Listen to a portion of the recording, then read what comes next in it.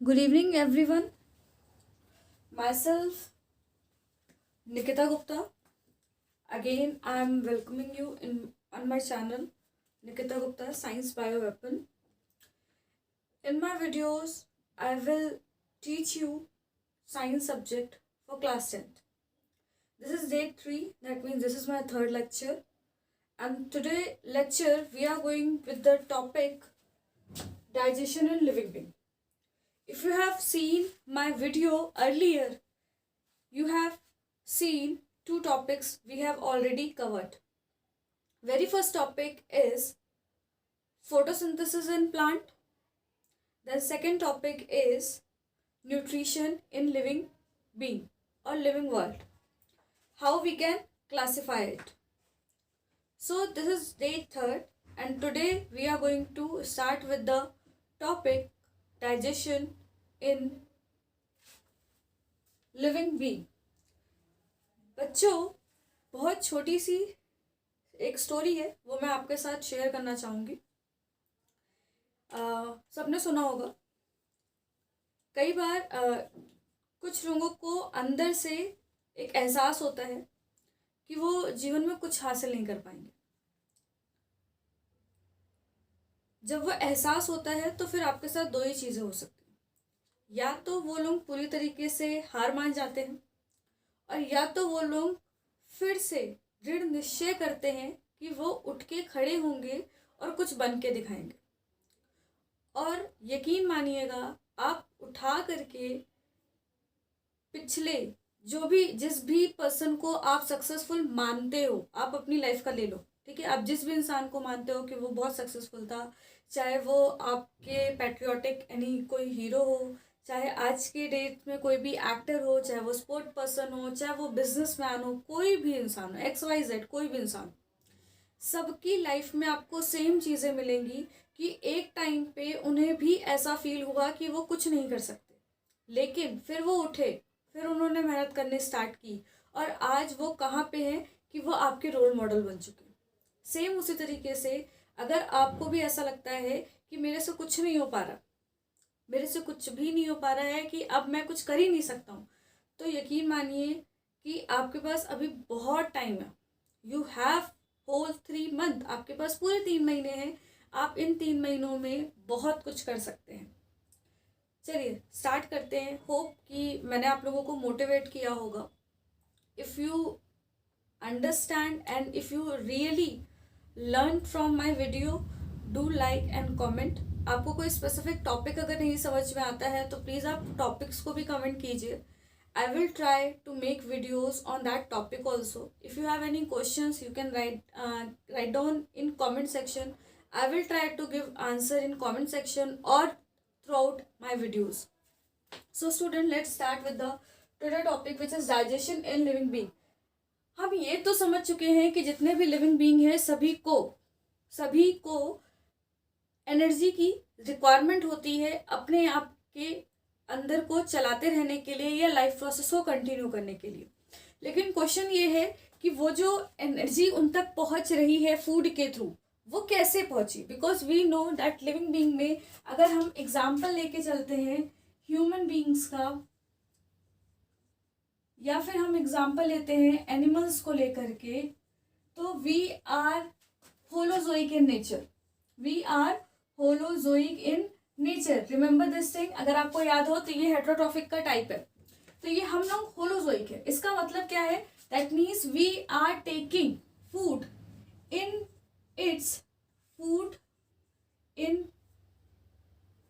It's complex form.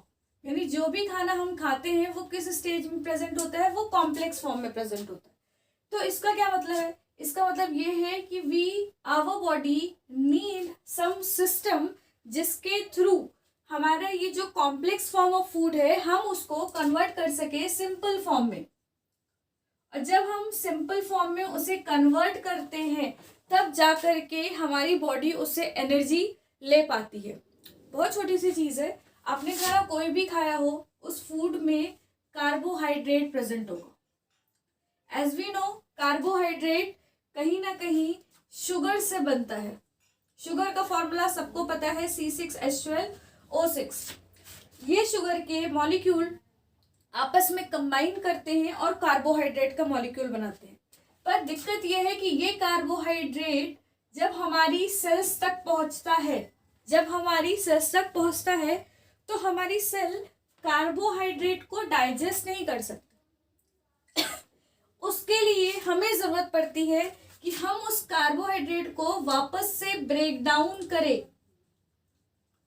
Into sugar molecule. ठीक, अब question आप मुझसे ये जरूर पूछ सकते हैं कि मैम पहले शुगर को हमने कन्वर्ट किया कार्बोहाइड्रेट में, अब आप फिर कह रहे हो कि हम फिर से कार्बोहाइड्रेट को कन्वर्ट कर दे शुगर मॉलिक्यूल में ताकि ये शुगर मॉलिक्यूल सेल्स को दिया जा सके और सेल्स को एनर्जी मिल सके। अग्री। अच्छा, आप एक बात बताओ, आप किसी कंपनी में जाओगे जॉब करने के लिए, ठीक, एक पैकेट में 1-1 रुपए के कॉइन दे करके वहां पे आपको 10,000 रुपए दिए गए और एक जगह 2,000 की 5 नोट रखी हुई है 10,000 देने के लिए। आप कौन सा प्रीफर करोगे? खुद से सोच करके बताइए कौन सा प्रीफर करोगे। ठीक है, you are not going to carry that 10,000 coin. आपको पता है कि वो 10,000 कॉइन को उठा के कैरी करना और फिर अपने पास सजो करके रखना, इट इज वेरी हार्ड, वो हम नहीं रख पाएंगे। लेकिन मेरे लिए वो 5 नोट 2,000 की उठाना ज्यादा कन्वीनियंट है, तो मैं क्या करूंगा कि मैं 5 नोट उठाऊंगा और मैं चलते बनूंगा भाई। ठीक, सेम वही चीज हमारे लिए भी हो रहा है। जब प्लांट ने फूड बनाया, वो फूड किस फॉर्म में था? शुगर के फॉर्म में था। लेकिन दिक्कत किस चीज की थी कि शुगर के इतने मॉलिक्यूल्स बन गए थे कि वो अगर हमको डिलीवर करना चाहते, भाई why, because we are going to obtain that food from the plant, तो हम अगर शुगर प्लांट से ऑब्टेन करने आते तो हमें बहुत ज्यादा अमाउंट में उस शुगर को ऑब्टेन करना पड़ता। तो उस चीज को रोकने के लिए उन्होंने क्या किया, शुगर को एक कॉम्प्लेक्स फॉर्म में कन्वर्ट किया, जो कि क्या है, कार्बोहाइड्रेट के फॉर्म में। अब ये जो कॉम्प्लेक्स फॉर्म आपके पास आया है आपको, अच्छा अब एक फिर से वही छोटी चीज, 2,000 की नोट रखना तो आसान है, अच्छी बात है, लेकिन अगर आपको अब एक 10 रुपए की चीज खरीदनी है तो क्या करना पड़ेगा? फिर वही 2,000 की नोट आप तोड़ोगे ना, बिना तोड़े तो आपको काम नहीं बनेगा, बिकॉज आपको पास जब तक उसके फुटकर नहीं होंगे तब तक आपको वो 10 रुपए की चीज नहीं मिलने वाली। सेम यहाँ पे भी है कि आपको अगर एनर्जी चाहिए, आपकी सेल को सिर्फ 10 ही एनर्जी चाहिए, तो आपको इस कार्बोहाइड्रेट को कहीं ना कहीं ब्रेक करना पड़ेगा ताकि आपकी बॉडी को एनर्जी मिल सके। तो होप ये कॉन्सेप्ट हमको ये क्लियर हो गया होगा कि ये जो शुगर का मॉलिक्यूल है वो पहले कॉम्प्लेक्स फॉर्म में कन्वर्ट हो रहा है, कंपाइल होकर के कार्बोहाइड्रेट बनने के लिए जब हमारी बॉडी में आया, फिर से हम कार्बोहाइड्रेट को ब्रेक डाउन करते हैं, ठीक है, for getting energy and to give it to cell. इतना समझ में आ रहा होगा।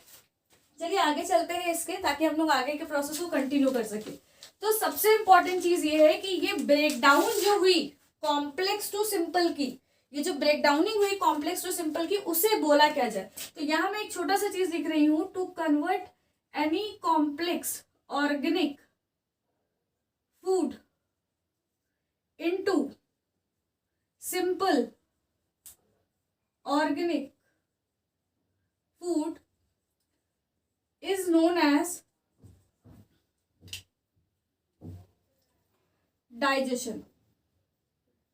यानी हमने उस फूड को डाइजेस्ट कर लिया। यही आपको याद रखना है कि the process of converting complex organic food, जो कि कार्बोहाइड्रेट था, into simple organic food which is a glucose molecule, is known as digestion process. So अब हम लोग अपने टॉपिक पे आ चुके हैं कि लिविंग बीइंग में जब भी आपको डाइजेशन करने की जरूरत होगी तो आप बेसिकली क्या कर रहे हो, कोई भी कॉम्प्लेक्स ऑर्गेनिक सब्सटेंस को आप सिंपल फॉर्म में कन्वर्ट करते हो। क्यों कन्वर्ट कर रहे हो? क्योंकि हमारा जो मोड ऑफ न्यूट्रिशन है वो कौन सा है? होलोजोइक है। कौन सा है? होलोजोइक। अब आपका क्वेश्चन एक और बनना चाहिए कि मैम कॉम्प्लेक्स ऑर्गेनिक फूड को सिंपल ऑर्गेनिक फूड में जब हम कन्वर्ट करेंगे क्या वो डायरेक्टली कन्वर्ट हो जाएगा? मतलब कोई रिएक्शन नहीं, कोई कुछ नहीं। चूंकि ये जितना सब्सटेंस है ये केमिकल है, तो जाहिर सी बात है somewhere chemical reaction will be involve over there, कुछ एंजाइम्स भी इन्वॉल्व होंगी और मैकेनिकल प्रोसेसेस भी होंगे। ठीक, तो अब हम लोग बात करेंगे steps involve in digestion of food.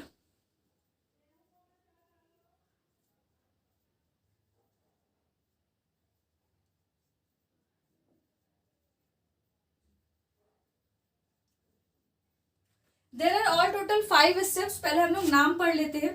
The first step is ingestion, The second step is digestion. The third step is absorption. The fourth one is assimilation.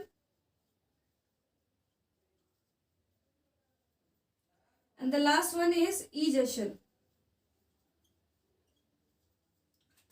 If you talk about the ingestion word, in मतलब inside, यानी inside the body.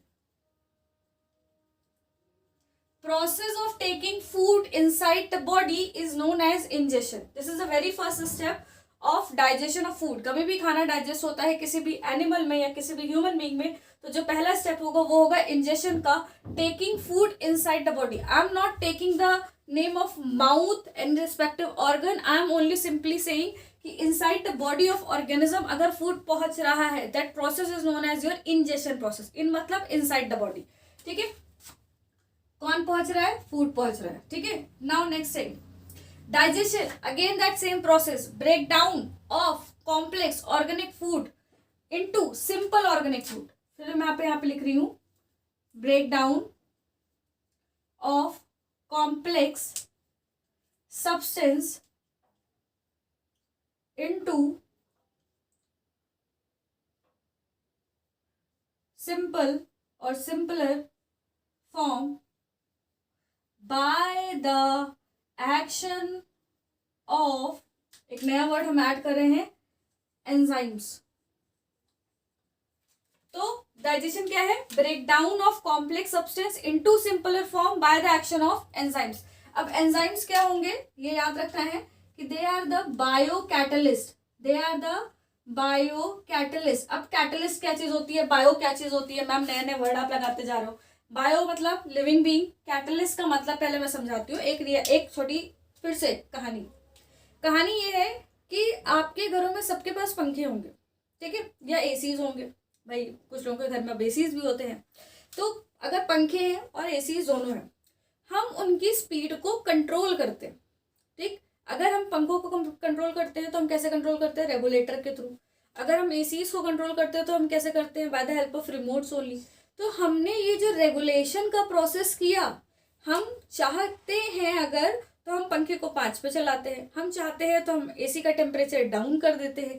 तो हमने ये जो भी चीज़ें उसके अंदर कंट्रोलिंग की वो की रिमोट के थ्रू या रेगुलेटर से. तो इसका मतलब है कि रेगुलेटर और रिमोट वो आपके कंट्रोलर है उस पर्टिकुलर डिवाइस के. सेम उसी तरीके से एंजाइम्स, लेकिन वो उसका हिस्सा नहीं है. They are not the part of that particular thing. हवा फैन ही देगा, टेम्परेचर एसी ही कम करेगा, लेकिन वो कहीं ना कहीं उसे कंट्रोल कर रहे हैं. सेम उसी तरीके से एंजाइम्स भी कुछ ऐसे केमिकल्स होते हैं जो किसी भी केमिकल रिएक्शन को कंट्रोल कर सकते हैं. और सबसे बड़ी बात, वो उसकी रेट ऑफ रिएक्शन को कंट्रोल करते हैं. मतलब वो उसे बढ़ा सकते हैं, वो उसे घटा सकते हैं. वो दोनों ही चीजें वहां पे कर रहे हैं.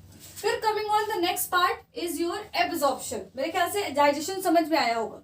Absorption as a name indicating you, absorb करना. भाई मैंने खाने को बॉडी के अंदर लिया, विच इज इंजेक्शन. सेकेंड चीज, मैंने उसी फूड को bye the action of enzyme हमने उसे ब्रेक डाउन कर दिया, विच इज डाइजेशन. अब थर्ड थिंग, डाइजेस्ट. भाई वो सिंपल फॉर्म में आ गया, अब क्या करना है? Now it is the time to absorb by the body. अब बॉडी को उसको एब्जॉर्ब करना पड़ेगा ताकि वो उसमें से एनर्जी रिलीज कर सके. So absorption is intake of simpler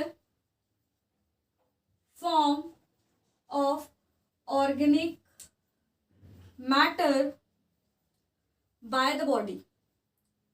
तो बॉडी ने इसको इनटेक कर लिया. बॉडी ने, अब बॉडी में यहाँ पे देखो, बॉडी में सेल्स भी आ सकती हैं, ये सेल के डिफरेंट पार्ट्स भी आ सकते हैं. तो उन्होंने क्या किया भाई, जो हमने डाइजेस्ट करके रखा था उन सारी चीजों को उन्होंने अपने में ले लिया. Now coming on the assimilation. Assimilation is distribution of ये जो absorbed energy है, absorbed food है, उसको distribute करना पड़ेगा among all the cell. Distribution of absorbed food among all the cell to release energy from it. जो खाना आपने पचाया, जो एब्जॉर्व किया, अब उसको आपको उसको डिस्ट्रीब्यूट करना है सारी सेल्स को, सारी बॉडी को, ताकि उसमें से क्या कर सके भाई, बेसिकली काम तो यही है ना, रिलीज एनर्जी फ्रॉम इट। खाना खाया ही क्यों? क्योंकि एनर्जी चाहिए थी, तो release energy from it. Now भाई जो तुम खाते हो, जो आप खाते हो, उसमें से सारी चीजें तो आपकी बॉडी एक्सेप्ट नहीं करेगी, तो जाहिर सी बात है उसमें कुछ ऐसी चीजें होंगी which is not good for your body, which is a kind of waste भी हो सकता है। तो whatever the waste solid substance will be there has been removed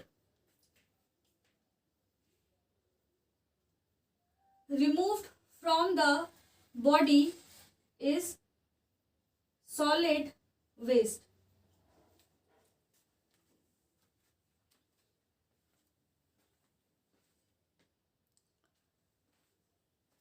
I think इतना प्रोसेस हम लोगों का क्लियर है। इंजेशन, फूड को अंदर ले लेना, डाइजेशन, ब्रेक डाउन करना, एब्जॉर्प्शन, उस चीज को एब्जॉर्ब कर लेना, फूड को, जो डाइजेस्टिव फूड है, एसिमुलेशन, डिस्ट्रीब्यूशन कर देना ताकि सबको एनर्जी मिल सके, egestion, removal of the waste from the body, waste भी हो सकता है, और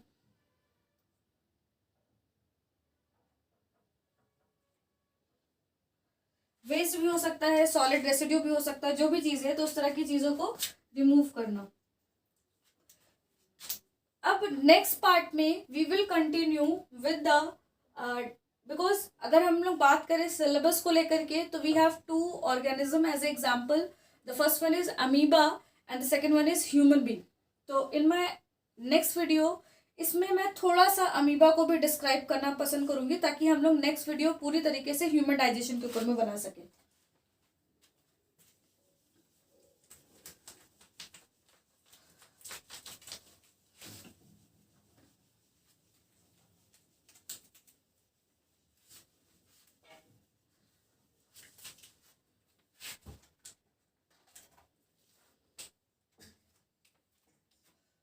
So next is your digestion